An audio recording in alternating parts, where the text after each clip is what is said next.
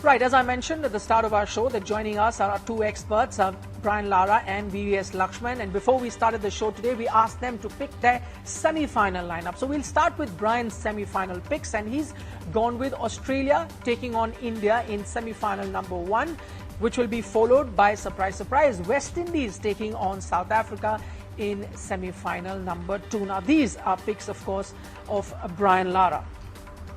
Right, Brian, so I'll start with you since these are your picks. West Indies pipping New Zealand. Are you being realistic or a bit patriotic here? Patriotic and optimistic. Obviously, the West Indies are going to go into that match as underdogs. But I believe that there's a chink in the armor of the New Zealanders. They are playing at home. They're very strong at home. And we all know that. 22 years ago, I played in that World Cup where they lost against Pakistan in Auckland, I think it was. And I believe that they're not going to come over to the shores and win the World Cup. They're not one of my favorites to win the World Cup. And to be honest, being a West Indian, I believe that we have the armory, we have the personnel to upset New Zealand in New Zealand. We could be packing our bags. The West Indians could be packing their bags come that quarterfinals and we're heading back home. That's the expectation of everybody. But I believe that we do have an outside chance. In the other quarterfinals, Australia should dominate Pakistan at the Adelaide Oval. South Africa and Sri Lanka is maybe the best quarterfinal game we could see at the Sydney Cricket Ground. And I'm looking forward to that. I'll be there. India should have that domination over Bangladesh, and I expect that to be the semi-finals. I'm wishing for West Indies, but if you replace it with New Zealand, I don't think anybody can fault you for that. But being a West Indian, that'll be my choice.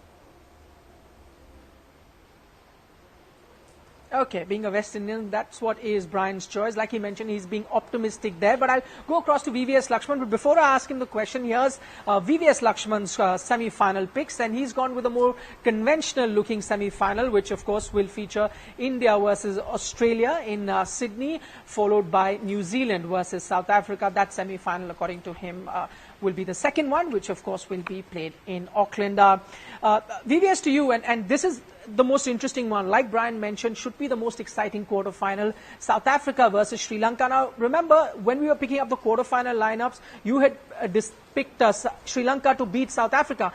Now that Sri Lanka to beat Australia, I beg your pardon. Now that Sri Lanka is pitted against South Africa, are you really confident that they'll lose and South Africa will beat Sri Lanka?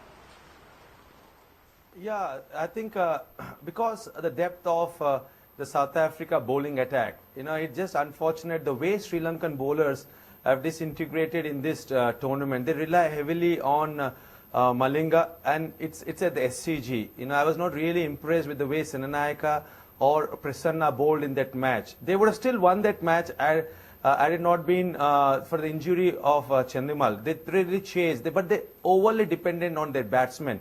I still feel South Africa is a well-balanced side. It's a settled unit. It's only how South Africa come up on that particular day, because both the matches they lost to India and Pakistan, you saw that they were so defensive right from the start. They don't require to be like that because they got the potential and they've got an excellent settled unit in all departments. They're excellent fielding unit, we know that. They've got excellent batsmen, depth in their batting and also bowling. You got Morne Morkel, you got Philander, you got Dale Steyn, Imran Tahir, 4 attacking bowlers. And I still feel that they've got a better chance than Sri Lanka in that quarterfinals. Okay, Brian, to you, you said it'll be the best quarterfinal. Do you still think South Africa will beat Sri Lanka, considering the way they played against India in that first game, and of course against Pakistan too? So against the two Asian sides, South Africa weren't looking too good. Now they face another Asian side in the quarterfinal. Well, this is the business end of the World Cup. This is like, one game and you're out, or you're going further. South Africa would have solved their problems. I think they played very exciting cricket. They had, of course, a defeat against India, a defeat against Pakistan, which was unexpected. But as I said, it's the business end of the World Cup. My problem with Sri Lanka is their bowling attack. Malinga is their main force. He bowls in the first 10 overs. He bowls in a power play, the batting power play, and then he bowls at the end. It shows me that they're not very, very strong in their bowling. they're depending very much on their batting. I mean, Sangakkara has been amazing over the World Cup, 400s on a trot. I mean, you can't expect for anything else from a guy who said he's going to retire at the age of 37. He's been just the most amazing batsman of the tournament. But I believe that the age factor is going to be important. Looking at the game against Australia, you knew that they were going to run out of steam at some point in time, and they did, facing such a mammoth total. And they're going to have a very, very strong opposition in South Africa. These guys are looking forward to revenge. I mean, they call them chokers. I mean, they've been in the semifinals, the quarterfinals of many World Cups, and never were able to go on. I don't know if you remember, 22 years ago, South Africa played in Australia in that World Cup, their first World Cup after the apartheid system was demolished. Right. And they lost on a Duckworth-Lewis where they were chasing 21 in 2-point-something overs. The rain came and it made it an impossible task. I have this inner feeling that they're going to go all the way. I'm not sure if they're going to win the finals, but I don't think Sri Lanka is going to stop them. Not the Sri Lankan team that I see is a bit of imbalance. There's not great bowling. Their dependency on batting is heavily on Dilshan, Sangakkara and Jayawardena. And I believe that the South Africans have that wholesome. The great bowling attack in Stein, Morkel and a couple other guys. I mean, they have an outstanding batsman, an amazing batsman in De Villiers, a captain as well. And I believe that they're going to be very, very strong in the quarterfinals at the Sydney Cricket Ground and maybe very, very difficult to beat.